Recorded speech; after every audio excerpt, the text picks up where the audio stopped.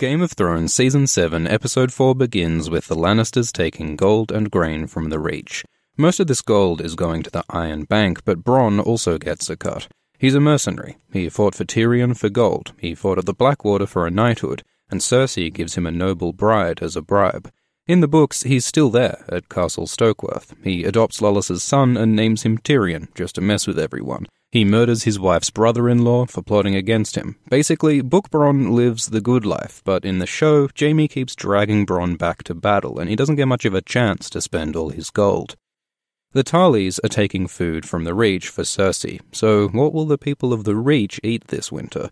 We saw last episode that Winterfell faces a food shortage, so Sansa takes grain from the north. It looks like Westeros may run out of food, and this is a problem in the books too. When winter comes, the realm will starve, Tyrion says, and some people use this to their advantage. Littlefinger hoards grain in the Vale so he can sell it at a high price when people are starving. The politics and economics of food is important, and it's cool to see it acknowledged in the show. Bronn questions Jaime over whether Cersei could ever be a peaceful ruler, just like Olenna did last episode. And both times, Jaime struggles to defend his sister. To Olenna, he argued that the ends justify the means. It doesn't matter if Cersei does terrible things as long as it wins the war. This episode, he basically says #only God can judge me, except not even that, because Cersei killed the Pope. Jaime's justifications are getting weaker, and he's eventually got to admit that even though he loves Cersei, she is awful and needs to be stopped. At the capital, Cersei chats with Tycho, who represents the Iron Bank. He flatters her by comparing her to her father Tywin. Cersei's daddy issues are a big part of her hunger for power and pride. She always wanted Tywin's approval, to be like him, to rule like him. She even dresses like him, and her brutality is largely learned from him. Go watch the Cersei video. And so Cersei's goal is to control all of Westeros, which is going to cost some money. Tycho offers to lend her more. It is a bit weird to be lending more money at the same time Cersei's paying back money. Like, couldn't Cersei just hang on to the gold she has? But whatever, the point is that the Iron Bank supports Cersei. Cersei mentions that she's thinking of hiring the Golden Company, an Eastern sellsword group with a rich history in the books. They're originally founded by a Targaryen bastard called Bittersteel, and still carry his gilded skull into battle. In Book 5, the company invades Westeros as part of Varys's complex conspiracy. Go watch the Varys video. But the point for the show is probably just that Cersei is buying more soldiers. Up at Winterfell, Littlefinger talks with Bran. As the eldest living Stark, Bran should technically be the Lord of Winterfell, so Peter wants to get on his good side.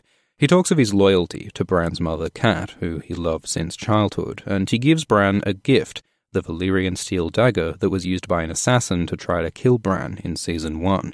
In the books, we're told it was Joffrey who ordered this attempt on Bran's life, but the mystery's never solved in the show. Maybe in the show they'll say it was Littlefinger. Because this dagger was a big part of Littlefinger's master plan. Peter lied and told Catelyn that this was Tyrion's dagger, so that Catelyn would abduct Tyrion, which led to war, which led to Peter advancing politically. As Peter says, chaos is a ladder. He used conflict to gain power, and now Bran repeats this line, showing that he has seen some of what Peter's done. If the Starks find out that Peter betrayed Ned and lied to his dear cat and started the war that broke their family, Littlefinger is screwed. Bran then speaks with Meera Reed. Meera spent 3 seasons fighting to protect Bran, hunting and cooking for Bran, probably wiping Bran's ass because he's paralyzed, all because Meera's brother Jojen believed that Bran needed to meet the Raven. Now, Jojen's dead, Hodor's dead, Summer's dead, the Raven's dead, the children are dead, and in a way, Bran is dead. Now that he's got all this psychic knowledge with everyone's memories and experiences, he's lost touch with his own identity, like Dr. Bran Hatton. So from Meera's point of view, all this sacrifice feels empty. The story is so full of loss and tragedy. Hopefully, somehow, Bran's powers will be worth it. Meera leaves to return to her family, down in the Neck. Meera's father is Howland Reed, the only living survivor of the fight at the Tower of Joy, where Jon was born to Lyanna Stark. So Howland, in the books at least, may play a role in telling Jon who his parents are. Howland may even be a part of a northern conspiracy. Also, in the books, it's likely that Bran eats Jojen, so go watch that video. Arya Stark arrives at Winterfell, her home, which she hasn't seen for like 6 seasons. She has trouble getting past some guards, like she once did in Season 1, but she soon reunites with her sister Sansa.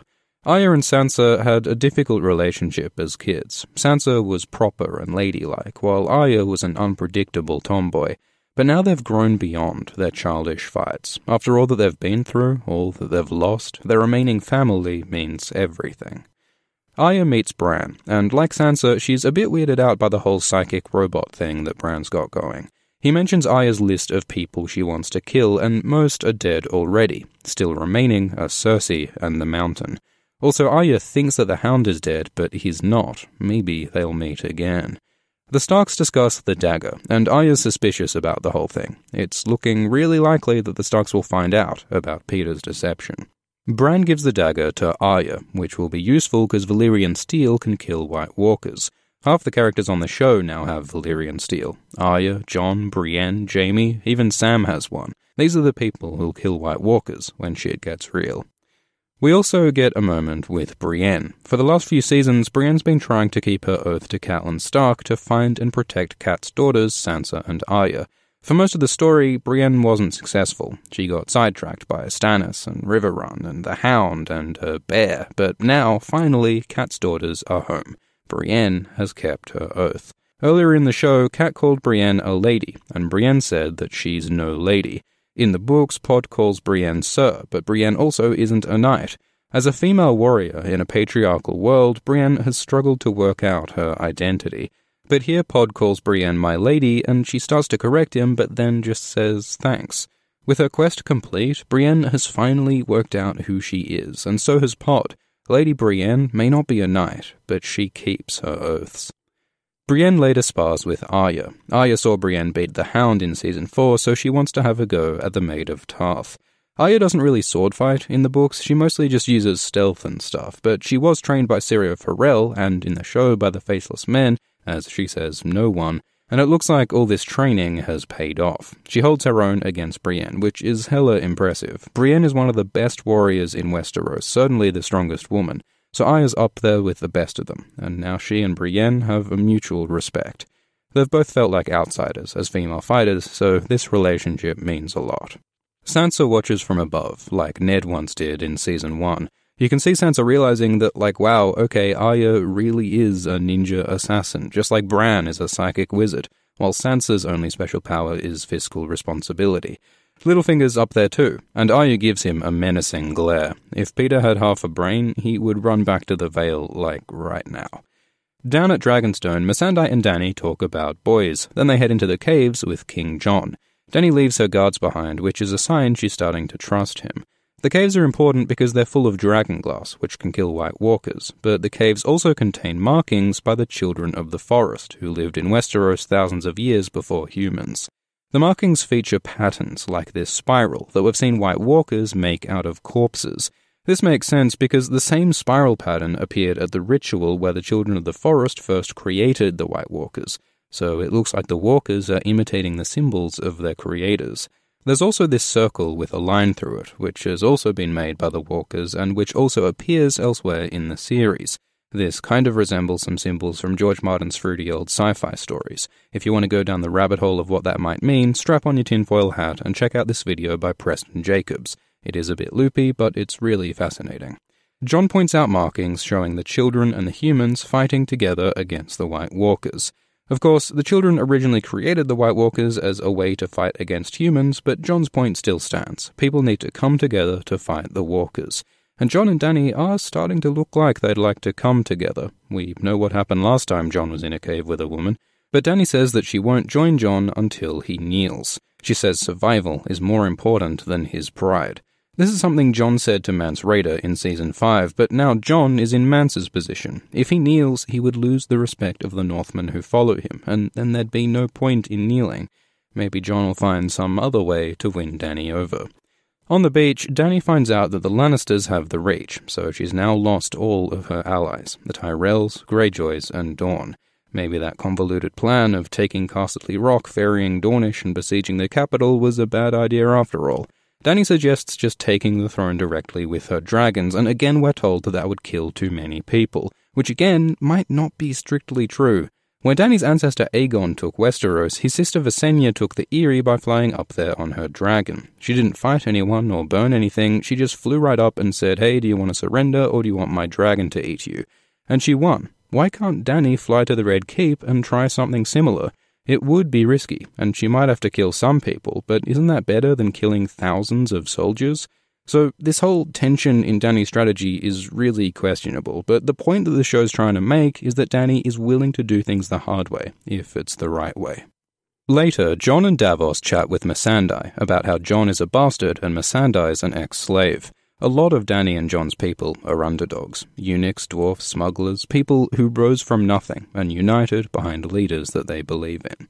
Theon arrives at Dragonstone and Jon threatens to kill him, because in Season 2, Theon betrayed Jon's family. When Robb sent him to make alliance with the Greyjoys, Theon stabbed Robb in the back by attacking Winterfell and killing Stark men.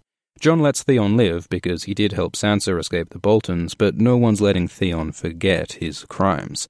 In the books, they call him Turncloak, and just about everyone wants him dead, but the gods are not yet done with Theon Greyjoy. His plan in the show is to rescue his sister Yara from Euron. Hopefully Euron doesn't treat his prisoners as badly as he does in the books. Somewhere in the south, the Lannisters finish delivering gold to the capital when they're attacked by Daenerys with her Dothraki and her dragon, Drogon. People have been speculating for years about how Dothraki would go on a Westerosi battlefield, and most people agree that if you're safe in a castle, the Dothraki can't do much, but out in an open field where they can run you down firing arrows from horseback, the Dothraki are near unstoppable. This is also the first time in years that a dragon has been used in battle in Westeros. Notice how at one point Drogon is shot with arrows, but they bounce right off his scales. Younger dragons can be killed with arrows, but as a dragon grows older, its hide grows tougher. Not tough enough, though, to stop a scorpion bolt. Just as Bronn takes a longbow shot to set off the wildfire at the Blackwater, Bronn uses Qyburn's scorpion to hit Drogon in the shoulder, wounding him and bringing him to the ground. If that had hit his eye, Drogon might be dead, but he burns the scorpion and faces off against Jaime, who decides to go jousting against a 100-ton dragon. Jaime, remember, killed the Mad King Aerys, Daenerys' father. If he kills Dany as well, that'd make him a Queenslayer, as well as a Kingslayer. He doesn't succeed, though. Bronn knocks him into water just as he's about to get roasted, kind of like how Tyrion gets knocked into water last season. Bronn made a comment earlier about Jaime's riches weighing him down, and now Jaime's rich armor literally weighs him down into the water, though he probably will survive, just as Tyrion did. The dynamic between Jaime and Tyrion is interesting here. These are both likable main characters, but they're on opposite sides of the battle. In Book 1, Tyrion tells Catelyn that he never bets against his family, he's always on Team Lannister. But here he is with Daenerys as she destroys his family's army and tries to kill his brother Jaime. Jaime is the one who rescued Tyrion from prison. Jaime is the only one in their family who Tyrion felt ever loved him. Tyrion is loyal to Dany, but he's also deeply loyal to his brother. This tension might be a problem later on. Another theme of this scene is the horror of war. Dickon talks about the shock and smell of first battle, and there are lots of moments of characters gazing at burning men.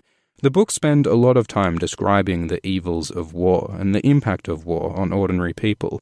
The show doesn't have time for this sort of slow rumination, but it's able to make some of the same points in a really powerful visual way, and that, maybe, is when the show is really at its best. Thanks for watching. Over at Patreon, we're holding weekly live streams after each Thrones episode to discuss, answer questions, and get input for that week's video. Support Alt-Shift-X on Patreon to join in. Thanks to patrons Melissa Finney, Marcella, Sammy Hamady, Iris Schneider, Alessandra Massa, J Dilla 89,